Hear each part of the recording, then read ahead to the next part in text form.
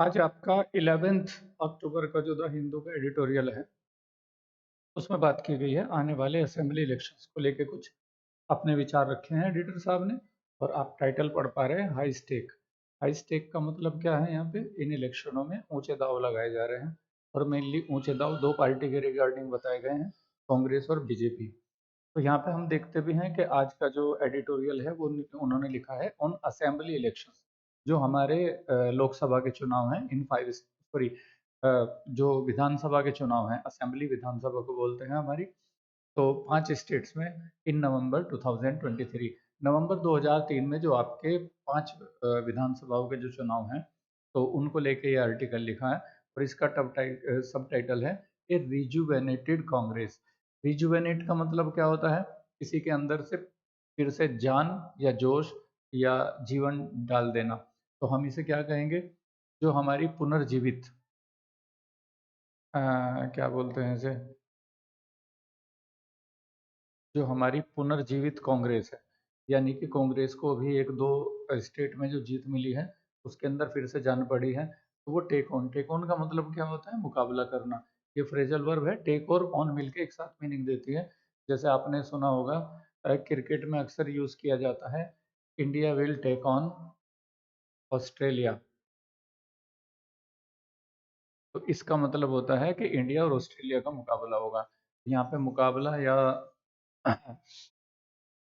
जो फाइट है दोनों के बीच में इलेक्शन की, उनको लेके टेक ऑन यूज किया गया है। तो जो पुनर्जीवित कांग्रेस है वो क्या करेगी? वो ज्यादा रिसोर्सफुल, रिसोर्सफुल का मतलब जिसके पास ज्यादा साधन है। तो इसे हिंदी में कहें साधन संपन्न और बेटर फंडेड, यानी कि जो बहुत बहुत ही ज्यादा बेटर फंडेड है, यानी कि उसके पास पैसा वैसा अच्छा है। यानी कि हिंदी की बात करें तो वित्त पोषित, जो साधन संपन्न और वित्त पोषित जो हमारी बीजेपी है उसके साथ मुकाबला करने जा रही है, उसको लेके देखते हैं आज एडिटर साहब की राय क्या है। तो वो बोल रहे हैं there is a tendency to equate.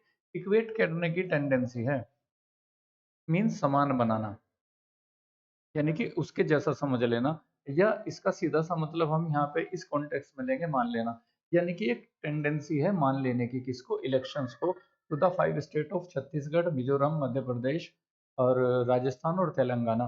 कि ये जो 5 स्टेट के जो चुनाव हैं शेड्यूल्ड फॉर नेक्स्ट मंथ, जो अगले महीने शेड्यूल्ड हैं एज ए सेमीफाइनल, उसे सेमीफाइनल मान लिया जाता है, मानने की प्रवृत्ति है बिफोर द लोकसभा पोल, लोकसभा के चुनाव से पहले।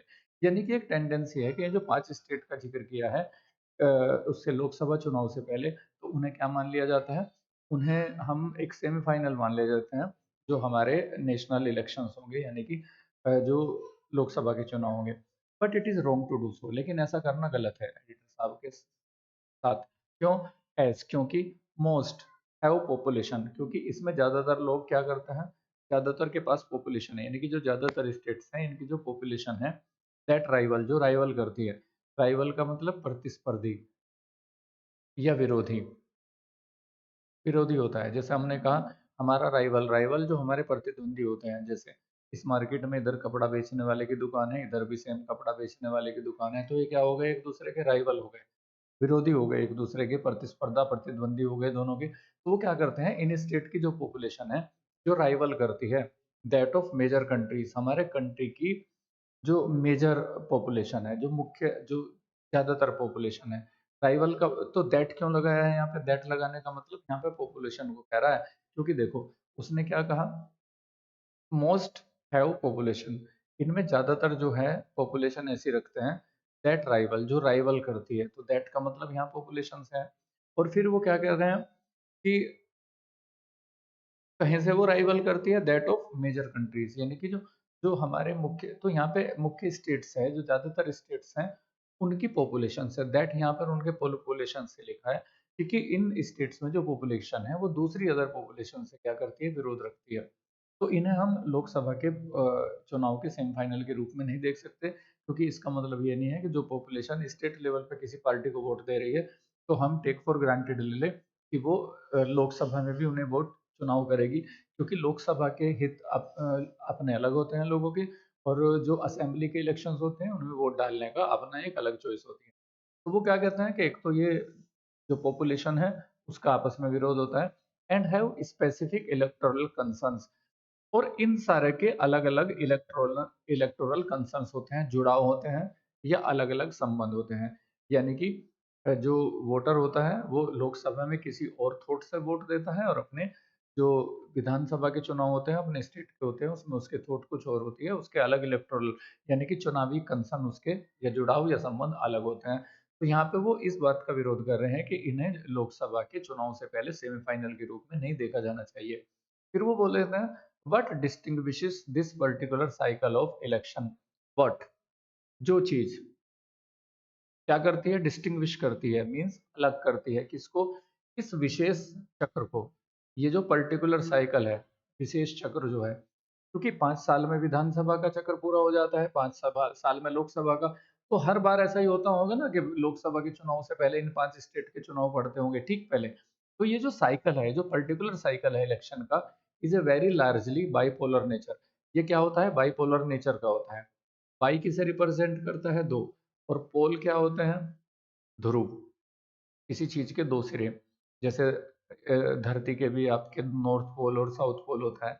ये ऊपर वाला आपका नॉर्थ पोल और नीचे वाला साउथ पोल होता है, जिसे आर्कटिक और एंटार्कटिक बोलते हैं। तो एक बीमारी भी होती है, बाइपोलर सिंड्रोम बोलते हैं उसे। यानी कि आदमी दो अपोजिट पोल्स के बीच में झूलता है। वो अपोजिट पोल कौन से होते हैं, वो 1 घंटा पहले बहुत ज्यादा जोश में और बहुत ऊर्जावान नजर आएगा, और दूसरे ही मिनट वो बोल रहा होगा कि यार दुनिया में कुछ नहीं रखा है, सुसाइड करने को मन करता है। तो ये बाइपोलर सिंड्रोम होता है, साइकोलॉजिकल इलनेस होती है।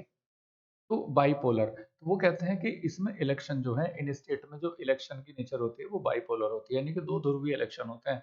अक्सर क्या हो जाता है, मतलब एक जैसे हम कहें कहीं जैसे ये एक तरफ लामबंद सारे हो जाते हैं भाजपा के पक्ष में और दूसरे लामबंद हो जाते हैं कांग्रेस के पक्ष में, तो बीच की पार्टियां बहुत ज्यादा महत्व नहीं रखती है। तो ये बाइपोलर नेचर के होते हैं, यानी कि दो पक्षों में पूरी की पूरी वहाँ की पॉपुलेशन बढ़ जाती है।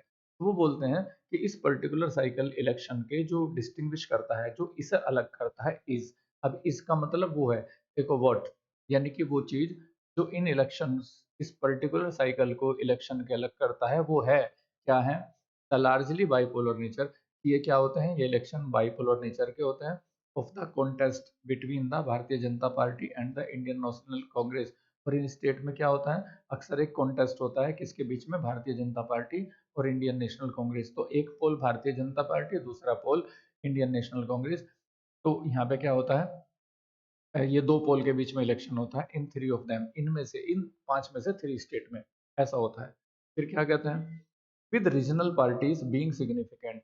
और ये सारा किसके साथ होता है, with regional parties being, regional parties होते हुए होती हैं सिग्निफिकेंट, महत्वपूर्ण, only in Mizoram and Telangana. यानी कि 3 में तो ये बिल्कुल बाइपोलर होता है, और ये जो रीजनल पार्टीज हैं ये केवल थोड़ा बहुत महत्व रखती हैं, कहाँ पे, तेलंगाना और मिजोरम में। तो तीन, इन दो को छोड़ दो तो 3 स्टेट में वो बाइपोलर इलेक्शन होता है। In all 3 north central Indian state. और ये जो बीच वाले नॉर्थ ईस्ट, सॉरी, जो नॉर्थ सेंट्रल स्टेट हैं, यानी कि उत्तर मध्य स्टेट है, with a large Hindi speaking population. उसमें क्या है, बड़ी हिंदी स्पीकिंग वो होती है, जैसे मध्य प्रदेश, राजस्थान, ये बीच वाला हिस्सा है, इसमें हिंदी स्पीकिंग पॉपुलेशन होती है। और द बीजेपी हैज सोट, और बीजेपी क्या करती है, तलाश करती है या प्रयास करती है, कहे का, टू कैश, कैश करने का, इन, सॉरी ये देखो, कैश इन पूरी वर्ब होती है, तो कैश इन करना यानी कि कोई फायदा अपने अंदर डालना। और किसके ऊपर करती है, ऑन द पॉपुलैरिटी, प्रसिद्धि के ऊपर, ऑफ द यूनियन गवर्नमेंट, केंद्र सरकार की, एंड इंक्रीज सपोर्ट, और बढ़ती हुई सपोर्ट, फॉर इट्स अनअबास्ट हिंदुत्व। अबास्ट का मतलब होता है, देखो, अबास्ट का मतलब होता है किसी को चौंका देना, घबरा देना, और अनअबास्ट का मतलब जो घबराता ना हो। तो बिना घबराए हुए यानी कि निर्भीक।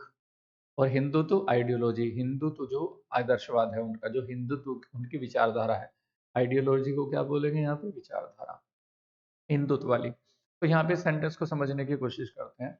ये जो बीच के हिंदी स्पीकिंग पॉपुलेशन है इन नॉर्थ सेंट्रल स्टेट की, इसमें बीजेपी ने प्रयास किया है कैश इन करने का। कैश इन करने का मतलब अपने पक्ष में फायदा करने का, और वो कैश इन किसके ऊपर किया है उन्होंने, पॉपुलैरिटी के ऊपर। तो ये इन और ऑन दोनों प्रीपोजिशन को आप अलग अलग लेके चलेंगे, इन कैश के साथ जुड़ा है और ऑन पॉपुलैरिटी के साथ जुड़ा है, यानी कि पॉपुलैरिटी के ऊपर कैश इन करते हैं, यानी कि अपनी प्रसिद्धि के ऊपर लाभ कमाते हैं। कौन सी प्रसिद्धि है वो? जो यूनियन गवर्नमेंट यानी कि हमारी केंद्र सरकार की जो प्रसिद्धि है, वो किस लिए जानी जाती है? और एंड इंक्रीज सपोर्ट, और सपोर्ट बढ़ाने की कोशिश करती है अपने अनबास्ड हिंदुत्व आइडियोलॉजी के लिए। यानी कि इस टाइम हमारी जो केंद्र सरकार है वो कट्टर हिंदुत्व आदर्शवाद के लिए जानी जाती है, और राजनीति तो बीजेपी क्या कर रही है, इन हिंदी भाषी स्टेट में अपना समर्थन बढ़ाने और उसी का प्रसिद्धि का फायदा उठाने की कोशिश करती है। और फिर क्या किया है, द कांग्रेस सीक्स, और कांग्रेस अब प्रयास करती है टू अपेंड करने का। अपेंड का मतलब इस चीज को उल्टा कर देना, जो भाजपा वाला वो हिंदुत्व वाला जो कार्ड है, कहीं से टू अपेंड दिस, यानी कि उसकी भाजपा की चाल को वो उल्टा कर देना चाहती है, बाई प्रोमिसिंग, वायदा करके, किसको?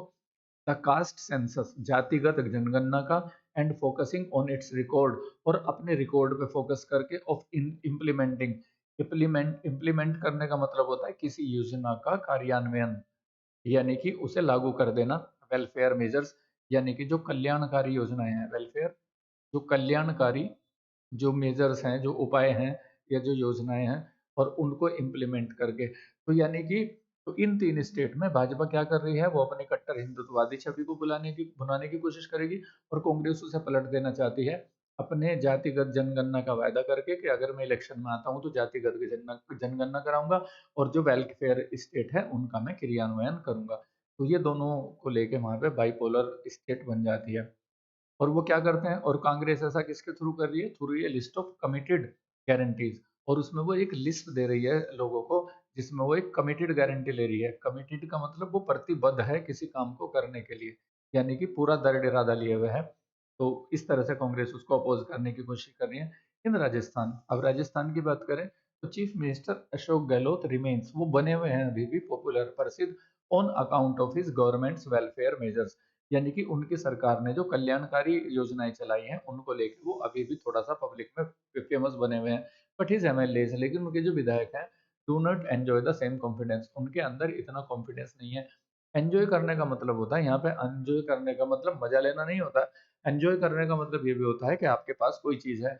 जैसे यहाँ पे एक मैं एग्जाम्पल सेंटेंस लिखना चाहूँ, Mahatma Gandhi enjoys the title of being राष्ट्रपिता, यानी कि महात्मा गांधी के पास राष्ट्रपिता होने का टाइटल है, वो एंजॉय करते हैं। तो ये मजा लेने वाली चीज नहीं उनके पास होने से मतलब होता है। तो वो कहते हैं कि उनके एमएलए के पास वो कॉन्फिडेंस नहीं है, और ये उनके पास कॉन्फिडेंस ना होना, ये स्थिति कैसी है, ये कॉम्प्लिकेटिंग है, यानी कि कॉम्प्लिकेट करती हुई है, जटिल बना देती है। इसको द पार्टी टास्क, जो पार्टी का लक्ष्य है, टू रिटेन पावर, पावर को रिटेन रखना, बनाए रखना अपने पास, क्योंकि राजस्थान में ऑलरेडी कांग्रेस है, तो वो अपनी सत्ता को बनाए रखने वाला मामला जटिल हो जाता है इससे। इवन इफ, चाहे, the scourge of factionalism seems to have been muted for now. Even if का मतलब हम लगाएंगे यहाँ पे चाहे। स्कर्ज का मतलब कोई दंड, कोई चोट, कोई चाबुक, किसी चीज को जोर से मारना। तो यहाँ पे उस चीज का मतलब हम खतरा मान के चलेंगे इस कॉन्टेक्स्ट में। जो खतरा है, फैक्शनिज्म का मतलब होता है गुटबाजी, फैक्शन, अलग अलग मत के लोग जो इकट्ठा हो जाते हैं। तो फैक्शनिज्म का मतलब गुटबाजी, टीम्स, गुटबाजी महसूस होती है, टू हैव बीन, हो चुकी, म्यूटेड, शांत, फॉर नाउ, फिलहाल के लिए। पढ़ के देखें सेंटेंस को, इवन इफ, चाहे, द स्कर्ज, वो जो खतरा है, फैक्शनिज्म, गुटबाजी का, वो खतरा, सीम्स, महसूस होता है, टू हैव बीन, हो चुका, म्यूटेड, शांत, फॉर नाउ। तो ऐसा लगता है कि वो कांग्रेस के अंदर जो गुटबाजी का खतरा है वो थोड़ा शांत हो चुका है। मध्य प्रदेश की स्थिति पे चलते हैं। मध्य प्रदेश में जो चीफ मिनिस्टर शिवराज चौहान है, हैज स्पेंट 18 ईयर्स, उन्होंने 18 साल गुजारे हैं। हैज वर्ब की थर्ड फॉर्म, प्रेजेंट परफेक्ट, गुजार चुके हैं, एट द हेल्म। हेल्म का मतलब होता है, जैसे आप शिप देखते हैं, जो नेवल शिप होते हैं या समुद्री जहाज होते हैं, उनका जो मेन कैप्टन के पास कंट्रोल होता है। आपने मूवीज वगैरह में देखा हो, एक व्हील लगा होता है जिसपे कैप्टन उसके थ्रू शिप को कंट्रोल कर रहा होता है। तो यहाँ पे पूर्ण नियंत्रण होने से है, यानी कि शिवराज जी चौहान जो है वो नियंत्रण में है, यानी कि उनके पास सरकार है। एंड फेसिस एंटी इनकम्बेंसी, और वो एंटी इनकम्बेंसी फेस कर रहे हैं। इनकम्बेंसी का मतलब होता है जिसके पास किसी चीज को चलाने का अधिकार होता है, भार होता है। जैसे, तो एंटी इनकम्बेंसी का मतलब वो फिलहाल जो सत्ता में लोग हैं उसके जो विरोधी लहर होती है, तो इसे हम ये भी कह सकते हैं, सत्ता विरोधी भावना। क्योंकि जब बहुत ज़्यादा कोई पार्टी सरकार में रहती है, तो उसके प्रति कुछ आक्रोश भी बढ़ता है और कई बार उसके विपरीत परिणाम जाते हैं। तो वो एंटी इनकम्बेंसी का शिकार भी हो सकते हैं। क्यों? क्योंकि वो 18 साल से सत्ता को एन्जॉय कर रहे हैं और वो एंटी इनकम्बेंसी कहीं के ऊपर हो सकती है, ओवर इश्यूज़ उन मुद्दों के ऊपर हो सकती है, रिलेटेड जो संबंधित है टू गवर्नमेंट परफॉर्मेंस, गवर्नमेंट की परफॉर्मेंस में, यानी कि गवर्नमेंट की जो उन्होंने कार्य किया है, यानी कि उससे सैटिस्फाइड नहीं है लोग। और कहाँ पे है वो performance? On the economy and social discrimination, अर्थव्यवस्था के ऊपर और जो सामाजिक भेदभाव है उसके ऊपर जो सरकार की परफॉर्मेंस है, उसके कारण वो एंटी इनकम्बेंसी का शिकार हो सकते हैं। ये बात स्थिति है मध्य प्रदेश की। बट द फर्टाइल ग्राउंड का मतलब जो उपजाऊ जमीन है, जो उपजाऊ भूमि है, और हिंदुत्व आइडियोलॉजी, हिंदुत्व आदर्शवाद, हिंदुत्व विचारधारा की इन द स्टेट, उस स्टेट में हैज प्रोवाइडेड द बीजेपी, उन्होंने बीजेपी को उपलब्ध कराया है एक कैश। कैश का मतलब होता है वो चीज जहाँ पे किसी चीज को स्टोर वगैरह करके रखते हो, जैसे आर्म्ड कैश, यानी कि जहाँ पे हथियार वगैरह रखते हैं। तो यहाँ पे इसका मतलब भंडार से होता है। और किसका भंडार प्रोवाइड कर दिया है? कमिटेड वोटर्स का, प्रतिबद्ध मतदाताओं का, that has kept it in the फ्रे, जिन्होंने इसे फ्रेम में रखा है। फ्रेम का मतलब क्या है? जिन्होंने उसे मैदान में रखा है। प्रे का मतलब होता है वो दो वो जगह जो बहुत ज्यादा आपाधापी उससे भरी हुई हो। तो यहाँ पे अब इलेक्शन का दौर है, आपाधापी की स्थिति है, एक्टिविटी की स्थिति है, सब अपने अपने पत्ते खेल रहे हैं। तो यानी कि उस संघर्ष के मैदान में इसको बना के रखा है। इसका जो हिंदुत्व वाली छवि है, अदरवाइज एंटी इनकम्बेंसी नजर आती है मध्य प्रदेश में भाजपा के अगेंस्ट। तो अब तीसरे स्टेट की बात करते हैं। इन छत्तीसगढ़ में जो चीफ मिनिस्टर भूपेश बघेल है, हैज मैनेज, उन्होंने मैनेज कर लिया है टू स्टेम, थामना, यानी कि उन्होंने थाम दिया है डिसिडेंट। डिसिडेंट का मतलब जो नाराजगी है, वो लोग जो थोड़ा सा नाराज हैं with in the Congress party के अंदर, या इसे हम असंतुष्ट भी बोल देते हैं। तो यानी कि उन्होंने असंतुष्टों वाली समस्या को थोड़ा सा थाम दिया है। एंड इज आल्सो सीकिंग, और वो प्रयास कर रहे हैं टू बैटल, लड़ाई लड़ने की, कहाँ पर? On his governments welfare record, अपनी गवर्नमेंट के कल्याणकारी योजनाएं जो चलाई है उनके रिकॉर्ड के आधार पर वो इलेक्शन को लड़ने की सोच रहे हैं। फार्म लोन वेवर्स, वेवर का मतलब होता है कटौती करना या छूट, कटौती या छूट, वेव ऑफ कर देना। जैसे किसी आपके टैक्स को वेव ऑफ कर दिया जाता है, इंग्लिश में उसका मतलब है उसमें छूट मिल जाती है आपको। तो जो फार्म लोन है, यानी कि जो कृषि वाले जो ऋण लिए हुए हैं, उनको उनमें उन्होंने छूट दी है। इंक्रीज इन सपोर्ट प्राइस, और समर्थन मूल्य उन्होंने बढ़ाया है। समर्थन मूल्य बढ़ाया है किसका? फसलों का। एंड माइनर फॉरेस्ट प्रोडक्ट्स, और जो छोटे कम उसके मात्रा में जो फॉरेस्ट के उत्पादन होते हैं उन पे उन्होंने समर्थन मूल्य बढ़ाया है। बिसाइड्स, इसके अलावा, seeking to pander to the voters sense of regional identity, साथ ही उन्होंने क्या किया है? पेंडर करने की कोशिश की है, यानी कि किसी के अंदर भरने की कोशिश की है। जब आप किसी चीज के अंदर कोई इच्छा, कोई चाहत या कोई आदत धीरे धीरे उसके अंदर पैदा करते हो तो उसे पेंडर बोलते हैं। तो इसके अलावा भूपेश बघेल ने क्या है, वहाँ के वोटर्स के अंदर कोशिश की है रीजनल आइडेंटिटी भरने की, यानी कि उनकी क्षेत्रीय पहचान को बढ़ावा देने की कोशिश की है, ताकि अपने क्षेत्र की पहचान के अंडर आके वो अपने क्षेत्र से जुड़ी हुई पार्टी को वोट दें। But the BJP again threatens, लेकिन बीजेपी यहाँ भी थ्रेटन करती है, यहाँ भी खतरा बनती है to keep the contest close. तो वो कहीं का खतरा बना हुआ है कि वो कॉन्टेस्ट को क्लोज रखेगी, यानी कि वो इलेक्शन वाले संघर्ष को क्या करेगी? बहुत ही करीबी बना के रखेगी, यानी कि एक एक वोट के लिए संघर्ष कराएगी। ये रिजुवेनेटेड कांग्रेस, और ये पुनर्जीवित जो कांग्रेस है, और पुनर्जीवित कैसे हुई है? फॉलोइंग, वो फॉलो करती हुई है द भारत जोड़ो यात्रा को, भारत जोड़ो यात्रा के बाद, एंड इंटरनल इलेक्शंस, और जो आंतरिक हमारे देश के जो उसके अंदर के इलेक्शन हुए हैं कांग्रेस के, इंटरनल इलेक्शन, जिसमें उन्होंने अपना एक अध्यक्ष भी चुना है, खड़गे साहब। तो उससे उसको उसको फॉलो करते हुए जो रिजुवेनेटेड कांग्रेस है बिलीव्स, तो वो रिजुवेनेटेड कांग्रेस बिलीव करती है कि it has the organisational wherewithal to take, कि उसके पास ऑर्गेनाइजेशनल मतलब संगठनात्मक, वेयर विठल का मतलब होता है कि सारे साजो सामान और सारा पैसे वैसे जो जरूरी चीजें होते हैं उनके पास है टू टेक ऑन, संघर्ष करने का। इससे the better funded and more resourceful BJP, ज्यादा वित्त पोषित, के पास पैसे वगैरह की कमी नहीं है और ज्यादा साधन वाली है, बीजेपी के साथ लड़ने की कोशिश कर रही है इन दीज थ्री स्टेट, इन तीन स्टेट्स में। एंड इट्स परफॉर्मेंस, और इसकी जो परफॉर्मेंस है कांग्रेस की वुड वेल डिटरमिन, वो अच्छे तरीके से क्या करेगी, डिटरमिन करेगी, निर्धारित करेगी इसकी एबिलिटी को टू इफेक्टिवली कॉन्टेस्ट द 2024 पोल, कि वो 2024 के हमारे जो नेशनल इलेक्शन होंगे लोकसभा के, उसमें कितनी एबल है वो इन 3 स्टेट में वो अपनी परफॉर्मेंस को चेक करना चाहती है। इन तेलंगाना, अब तेलंगाना की बात करते हैं। तेलंगाना में the Congress revival has been more evident. Congress का जो रिवाइवल है, यानी कि कांग्रेस को जो पुनर्जीवन मिला है, वो ज़्यादा एविडेंट है, मतलब वो ज़्यादा स्पष्ट नज़र आता है। स्पेशली आफ्टर इस ट्रायम्फ, इसकी विजय के बाद इन कर्नाटका, और खास तौर से जो कर्नाटका में विजय मिली है, तो वहाँ पे उनका भविष्य थोड़ा सा उज्जवल नज़र आता है।